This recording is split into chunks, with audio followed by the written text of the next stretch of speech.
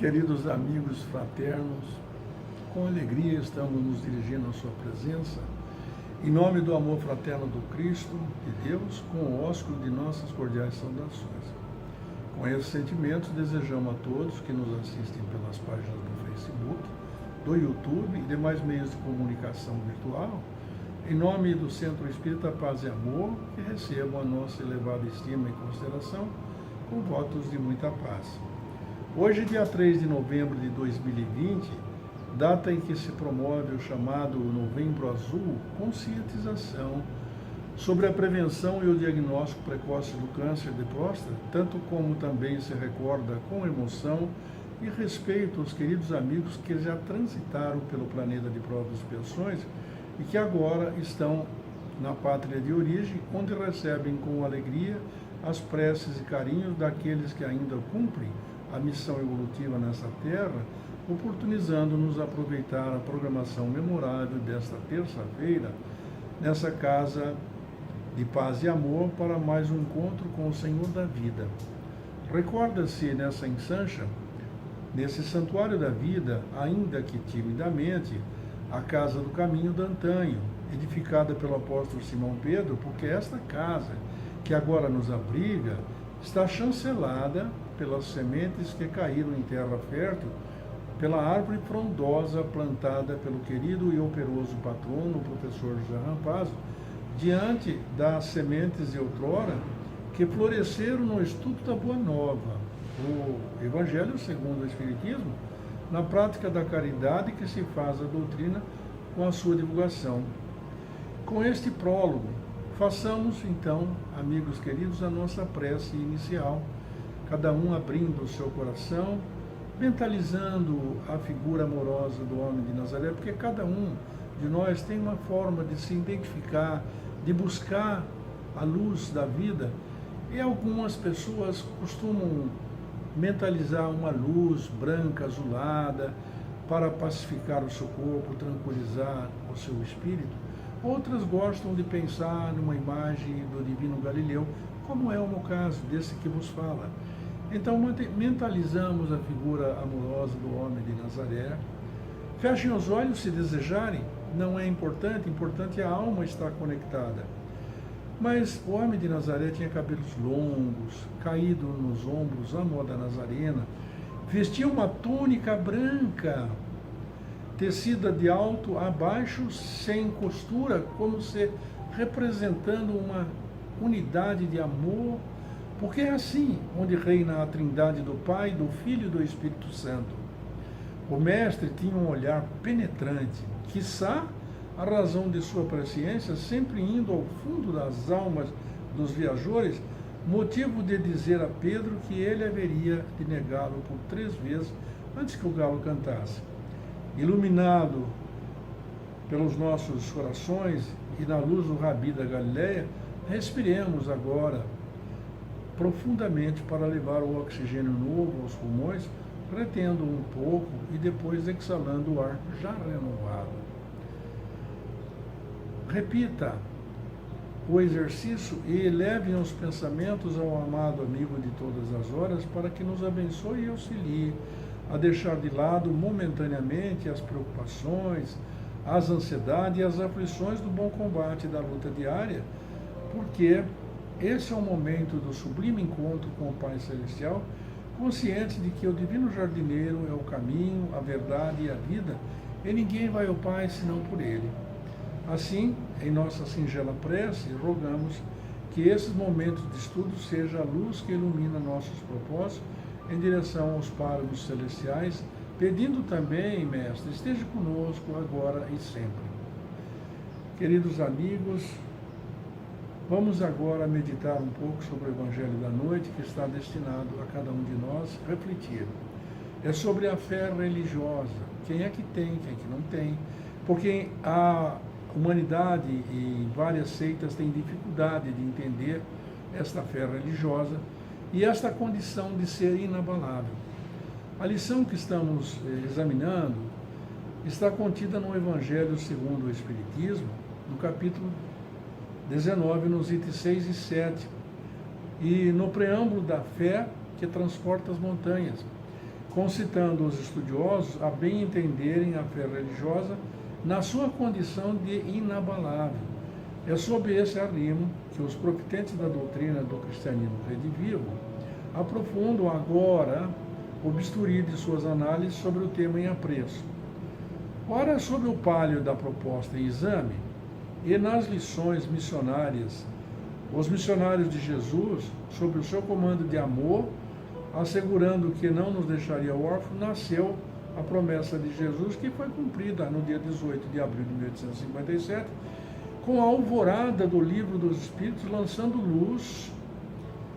luz luminífera, para que nós pudéssemos ter no alfarrábio mencionado, seja as palavras, sejam as alegorias, esclarecimento dos espíritos virtuosos, emissão de elucidação das dissintonias até então vigentes, ao explanar as parábolas nos tempos odiernos sobre a linguagem das figuras alegóricas, sabido que é o fato de que as letras matam e o espírito vivifica as alegorias, dando vida, e vida, amigos, em abundância. Ó sim, é sob os esclarecimentos dos missionários de Jesus, na lição da fé transportando as montanhas, conforme recomendou Nazareno, que se alinhava agora os pensamentos da noite deste pecador e daqueles que nos ouvem, sob a perspectiva de criaturas comprometidas com o passado, mas com um interesse de cognição para alcançar o caminho da evolução. Com essas considerações, esclarecem os arautos do bem o Evangelho desta noite, conforme se anota ipsis verbos do texto para a nossa reflexão. Diz o Evangelho, então, que, do ponto de vista religioso, a fé consiste na crença em dogmas especiais que constituem as diferentes religiões. Todas elas têm seus artigos de fé. Sob esse aspecto, pode a fé ser raciocinada ou cega. Examinemos, então.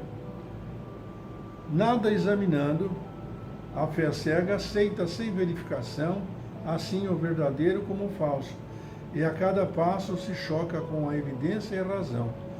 Quando levada ao extremo, ao excesso, produz o fanatismo. Em assentando no erro, cedo ou tarde desmorona. Somente a fé, que se baseia na verdade, garante o futuro, porque nada tem a temer do progresso das luzes, dado que o que é verdadeiro na obscuridade também o é na luz meridiana. Cada religião pretende ter a posse exclusiva da verdade. Preconizar alguém a fé cega sobre um ponto de crença é confessar-se impotente para demonstrar que está com razão. A fé se adquire sem que ninguém há que esteja impedido de possuí-la, mesmo entre os mais refratários, porquanto se trata das verdades espirituais e não desta ou daquela crença em particular. Pois bem, amigos, sobre esta visão que nos passaram os espíritos mentores, os venerandos amigos e apóstolos do bem, é vero dizer que no estudo da noite, sem dúvida, no ponto esclarecido pelos venerandos emissários do Cristo, nas parábolas, como asseverou o divino Rabi, que o Espírito de verdade viria e nos faria relembrar suas lições, diria muito mais e ficaria entre nós, como de fato ocorreu. E é sobre esse manto dessas considerações que pode-se dizer que o poder da fé, em tese, é um atributo imaterial, amigos, abstrato, não se pode pegar, medir e contar. Então, nesta imaterialidade, os aprendizes do tema estão mais acostumados, durante tantos anos, examinarem pela ótica dos 5 sentidos físicos, ou seja, o paladar, a audição, a visão, o olfato e o tato, sem análise do fator objetivo, a questão transcendental, que é a fé diante dos valores éticos, os valores da alma, os valores morais, que sedimentam através do raciocínio. Então, tudo o que nós queremos, tudo o que nós vemos, nós queremos pegar, tocar, e para tomar esse sentimento, esse conhecimento. Não é verdade. Os sentimentos da alma não estão aí na materialidade. Foram instrumentos que nós dispomos e que recebemos do Senhor da vida para podermos transitar por esse planeta e na vida o aprendizado. Portanto, é inegável, nesse caso, que a fé pode ser cega ou raciocinada. A fé é cega quando aceita tudo o que se lhe apresenta. Eu devo dizer, pedindo licença a vocês, para fazer um comentário sem oferecer nenhuma resistência ou sem contraditar com o desejo de réplica àquelas religiões que assim procedem. Mas a verdade é, eu não vou nem dar nome, que há religião que diz assim, simplesmente assim: eu não deixo meu filho fazer uma transfusão de sangue, porque se Deus quiser, ele salva. Ora, meus amigos, onde é que nós estamos? Não há isso não é uma fé raciocinada. Se o Senhor da vida nos concedeu a possibilidade de que cada um de nós pudéssemos receber esses benefícios da transfusão de sangue, se o Senhor da vida nos concedeu a possibilidade de podermos ter uma anestesia, por que ter um parto com dor? Ou seja, por que ir ao facultativo, se vocês quiserem fazer uma extração de um dente, e chegar lá e dizer assim para o facultativo: ô meu amigo, sabe de uma coisa, eu preciso sofrer para ter fé, então por favor, abstenha-se de aplicar a anestesia. Nada disso, amigo. Isso não é um sentimento de alma, é de incompreensão. Então a fé cega, quando aceita tudo como se lhe apresenta, sem passar pelo cadinho de um exame sincero, lianoso, é uma razão porque, diante da fé cega, produz um número excessivo de incrédulos. Exatamente porque é essa cegueira que exige a abdicação da mais preciosa prerrogativa da criatura em evolução, o raciocínio e o livre-arbítrio que nós somos detentores. No outro polo, a fé raciocinada, que nós estamos tentando ilustrar agora no nosso sentimento, ela, na verdade, nada tem a temer do progresso, como asseverou o inclito codificador. A Kardec estabelece que quando a ciência provar que se está equivocado em um ponto, abandona-se esse ponto e se seguirá a ciência. É simples assim. Ora sim, é exatamente por esse motivo que, conscientes de que tudo é que é verdadeiro também o será, em qualquer circunstância que cheguem as luzes da evolução, convictos de que a base do estudo é a inteligência perfeita daquilo que se deve crer, porquanto para crer. Ora sim, porquanto para crer, não basta ver, mas é preciso que se compreenda. Então, singular, diante desta premissa, que os virtuosos emissários do Rabboni ensine que, no caso, em exame, a questão subóculis seja vista no sentido moral do texto da fé que transporta as montanhas. Ninguém vai imaginar que estamos transportando as montanhas com um simples olhar. Podemos pegar equipamentos necessários para transportar uma montanha, mas Jesus, naquela época, nos ensinou como deveria fazer, e os espíritos nobres vêm agora nos esclarecendo, a partir de 18 de abril de 1857, como é que devemos ter essa fé inabalável. Então, ilustremos-nos, amigos, nesse caso, se questionando: como assim? Como transportar as montanhas? Quais são essas montanhas que se deslocam pela fé? Os interessados compreenderão que as montanhas são as dificuldades do caminho, as resistências insensatas, a má vontade, tudo que obnubila e emperra o carreiro dos candidatos à felicidade, e obviamente nesses compreendendo os seus preconceitos, os interesses materiais, o egoísmo, o fanatismo e as paixões orgulhosas que dificultam os caminhos dos exegetas da lei de progresso. Sim, senhor. Nós não podemos imaginar de forma diferente isso. Ao contrário, senso, podemos dizer que a fé robusta é a que sempre se arrima na perseverança, na energia e nos recursos que fazem com que se vençam os obstáculos em detrimento à fé vacilante.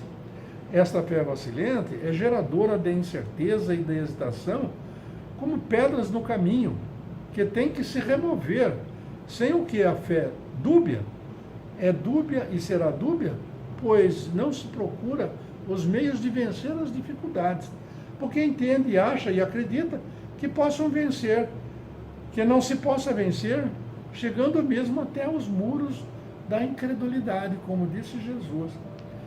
Então, nesse ponto, é que nós precisamos ter cuidado com essa fé abstrata.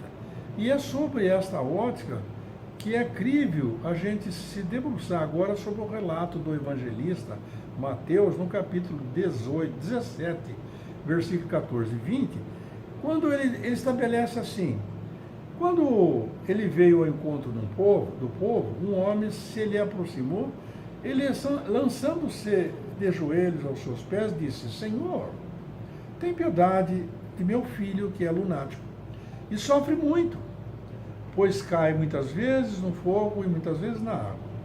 Apresentei-o aos seus discípulos, mas eles não o puderam curar.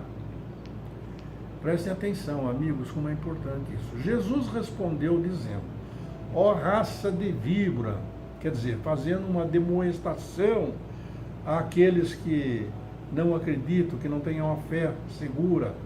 Ó raça incrédula e depravada, até quando estarei convosco? Até quando vós sofrereis? Trazei-me aqui este menino. E tendo Jesus ameaçado o demônio, este saiu do menino, como diz o evangelista, que no mesmo instante ficou são. Ora, queridos amigos, agora a nossa reflexão é inacreditável. Foi o quanto bastou para se instalar as dúvidas na fé. E a bulha que busca os privilégios. Nós queremos privilégio. Se formos a um restaurante, queremos a melhor mesa. Se formos a um baile, queremos o lugar de maior destaque. Por que não? Perguntam eles, procurando o privilégio. Pois os discípulos foram ter com ele em particular, amigos, e lhe perguntaram: mas por que não pudemos nós outros expulsar esse demônio? Quer dizer, queríamos privilégio, queríamos isso, queríamos ter fé, queríamos ser capazes também de fazer o que Jesus fez e está protegendo a cada um de nós, mas sem o esforço, sem a transformação efetiva. Então respondeu-lhe Jesus: é por causa da vossa incredulidade.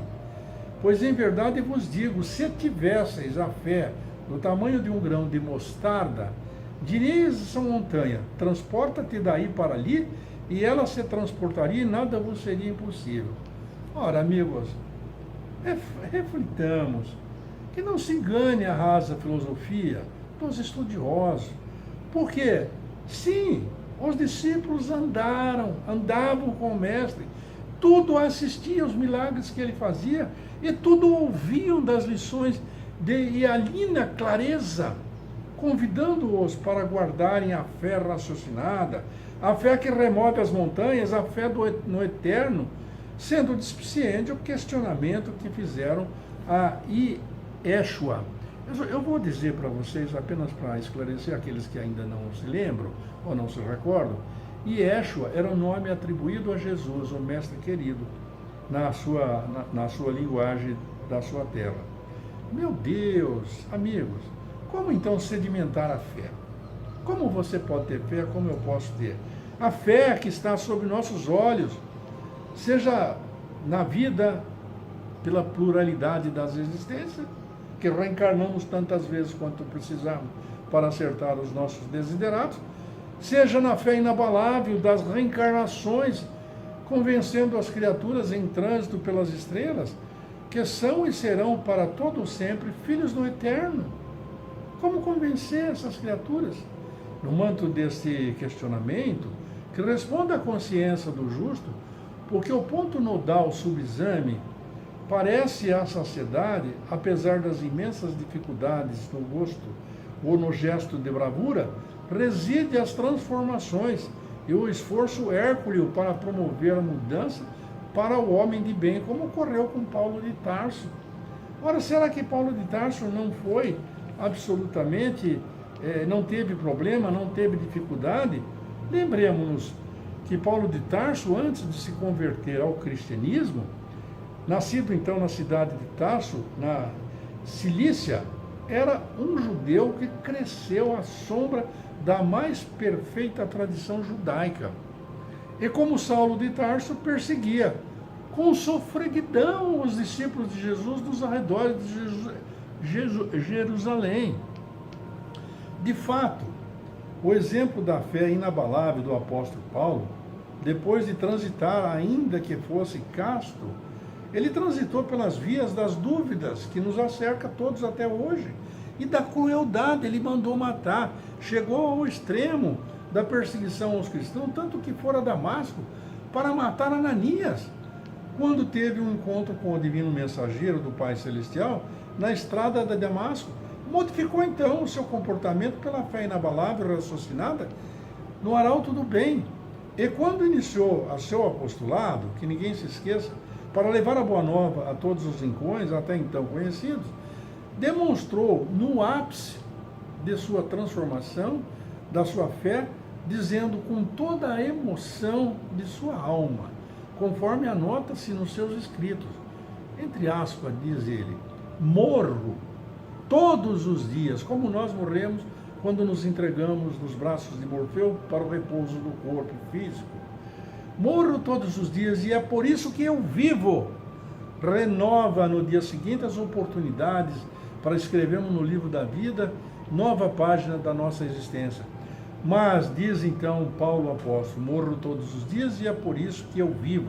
Mas não sou eu quem vivo, é o Cristo que vive em mim. Meu Deus! Podemos nós chegarmos a alcançar, através da nossa transformação, o momento em que vamos dizer, já não sou eu mais quem vive, é o Cristo que vive em mim, amigos. Então, a fé é uma situação que nos impõe essas reflexões, porque nesse arrazoado, considerando as criaturas em evolução, necessitando de modelos para alçar voo em direção aos páramos celestes, o Cristo de Deus, em seu magistério, consagrou-se como modelo para todo sempre, segundo a questão número 625 do Livro dos Espíritos. Qual é o modelo que o Senhor da vida nos ofereceu para nos servir de guia diante dessa caminhada árdua que temos através dos mundos de provas e expiações, através do mundo primário? Aí vamos alcançar depois um mundo de regeneração, mundos felizes, mundos angelicais. Então, amigos, a questão 625 coloca isso para nós com clareza. E é sob a luz dessas considerações que temos que também levar em consideração a mudança e o esforço na transformação realizado por outro eminente bispo, o bispo de Hipona, porquanto em sua trajetória ele também experimentou dúvidas acerbas. Não somos nós, eu fiz isso, fiz aquilo, não é só você, não, todos nós fizemos. Lembremos de Jesus quando levaram Maria de Magdala para ele, levaram a pecadora, se vamos, nós queremos matar, queremos assassinar, aquela assembleia sanguinolenta que Jesus fez, olhou nos olhos deles profundamente e disse, quem não tem um pecado que atire a primeira pedra. Então somos nós todos pecadores, somos todos comprometidos com o passado e devemos sim nos esforçarmos para nos transformarmos. O bispo de Hipona, porquanto sua trajetória de dificuldade foi tão grande, porque ele experimentou também as dúvidas acerbas, valeu-se de licenças morais oferecidas pela seita que então ele abraçou nos tempos remotos de sua juventude, incorporando-se ao maniqueísmo. Vocês podem verificar que a seita que permitia que fizesse qualquer coisa que era possível, onde desfrutava então de uma gama de licenças morais que a consciência do justo não chancela. Apesar dos pesares, então, amigos, digamos que nada obstante as amargas experiências das provas, ele, o bispo de Hipona, Santo Agostinho, encontrou o muro de arrimo de Santa Mônica, sua mãezinha, que no exercício da fé inabalável dobrou os seus joelhos por ele por mais de 25 anos na oração fervorosa, e eis que a sua conversão se deu para gáudio de todos nós.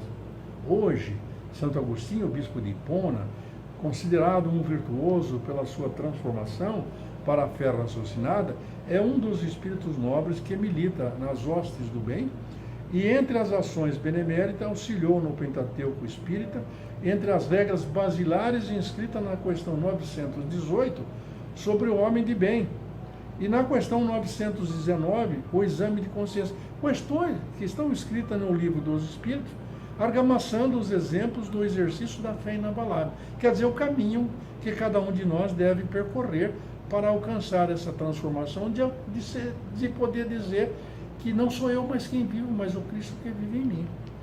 Com fulcro neste arrazoado, amigos, não será reprochável alcançar a ágape da alegria para caminhar com o diploma da fé religiosa na condição de inabalável entre as criaturas que transitam pelas estrelas em busca dos páramos celestiais, com Jesus, por Jesus e em Jesus.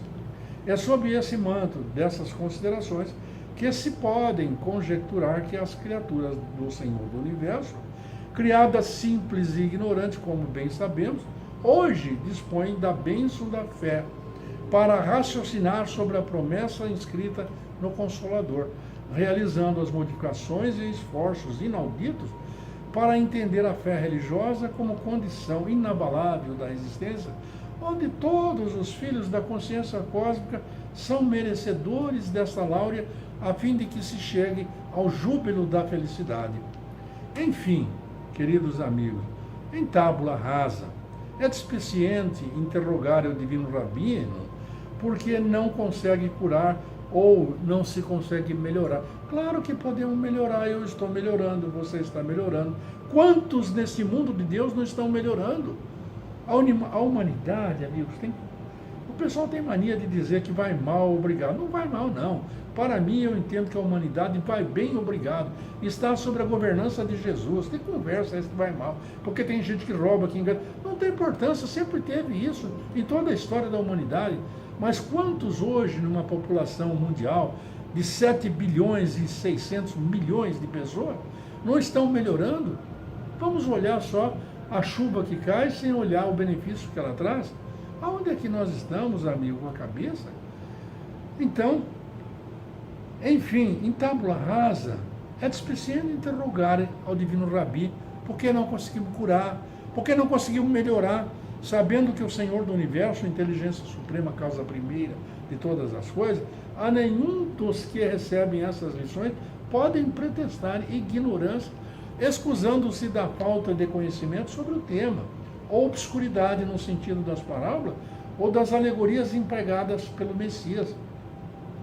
Em síntese apertada, as considerações dessa memorável noite, sem dúvida, é um presente do Altíssimo em nome de Jesus, para que todos os viajantes inscritos nas universidades das provas possam laurearem-se nos propósitos dessa caminhada, jubilando-se na incomparável constante do protocolo do Divino Jardineiro. Ponto finalizando, queridos amigos, os estudos dessa noite, enseja para a prece de encerramento que possamos abrir o nosso coração, servindo as nossas palavras agora, como se fosse uma poesia, para dizermos que, considerando que o tema versou sobre a fé inabalável do Senhor do Universo, Criador de todas as coisas, que façamos, em nome da fé incondicional, a nossa prece dizendo que os viajores que buscam a felicidade, como nós, como vocês, como todos nós que estamos fazendo o esforço necessário para entendermos a fé raciocinada, invariavelmente se perguntam diante das dores do mundo, como encontrar o nosso Pai Celestial, senão de forma abstrata como os conhecemos. E o sentimento da alma vai nos dizer que entre a lua e as estrelas, digam comigo, amigos, pensem comigo, passeando rapidamente num galope e num tropel, ao pisar nas nuvens brancas, ele está lá no céu.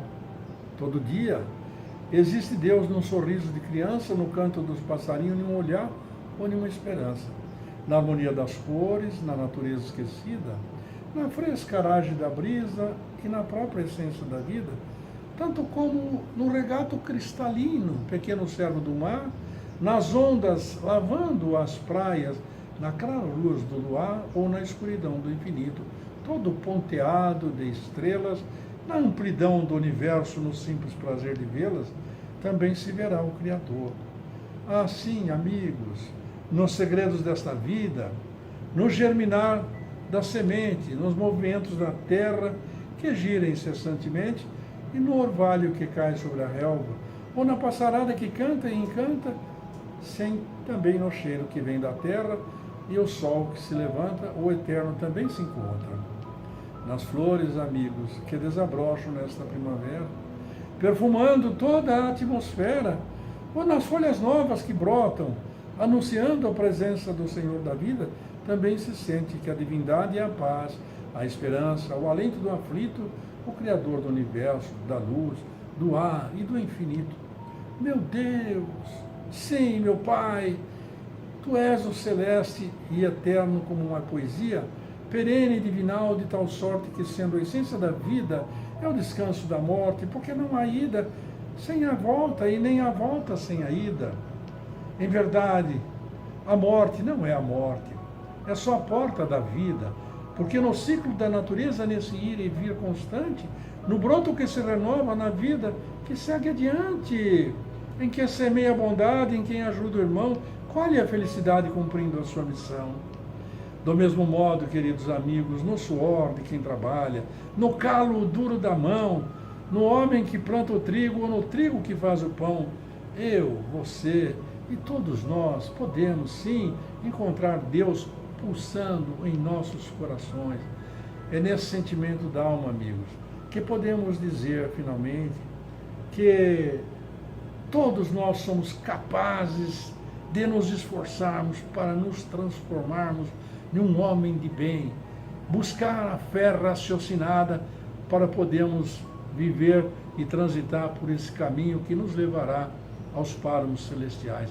É desse modo, amigo, que derradeiramente podemos dizer com esses sentimentos da alma que desejamos a cada um dos nossos confrades uma ótima semana na paz do Divino Galileu, almejando, amigos, que no nosso novo encontro, na próxima semana, no mesmo horário, rogando a Deus Jesus que nos abençoe agora e para sempre, tanto quanto a nossa família, a família universal, em nome do seu amor, agora e para sempre. Muita paz, amigos.